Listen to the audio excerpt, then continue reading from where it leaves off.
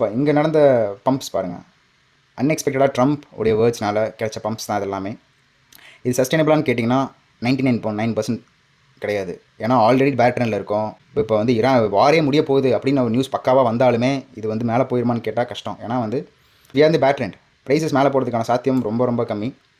அப்படியே வந்தாலுமே இது பாசிட்டிவ்னு எப்போ நம்ம ஒத்துக்கலாம் அப்படின்னா, ப்ரைஸஸ் இப்படி வந்து கொஞ்சம் கொஞ்சமாக மேலே போய் இந்த இடத்துக்கு 72 கிராஸ் பண்ணிவிட்டு இந்த இடத்துல கொஞ்சம் அப்படியே கொஞ்சம் ஸ்ட்ரென்த் காமிச்சிட்டு அப்புறம் அப்படி மேலே போக ஆரம்பிக்குதுன்னா இந்த இடத்துல தான் நான் வந்து நம்பவே முடியும் தட் திங்ஸ் ஆர் டேர்னிங், ஒரு பாசிட்டிவிட்டி கிடச்சிருச்சு, ப்ரைஸஸ் மேலே போகிறதுக்கான சான்சஸ் இருக்குன்னு இங்கே தான் நம்ம கொண்டு சொல்ல முடியும். பட் இங்கே வச்சுட்டு நம்ம ஒன்றுமே சொல்ல முடியாது.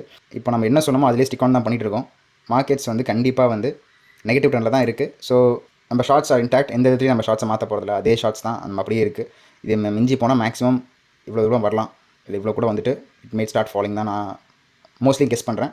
Let's wait and watch. ஏன்னா நம்ம நிறைய இதை பற்றி பார்த்துட்டோம், டீட்டெயிலாக பேசிட்டோங்கிறதுனால இதை பற்றி கொஞ்சம் டீட்டெயில் நான் போக விரும்பல. இங்கே ஒரு டீவியேஷன், இது ஒரு டீவியேஷன், ஸோ இங்கே ஒரு டீவியேஷன் கிடைக்கிறதுக்கான நிறைய சான்சஸ் இருக்குது.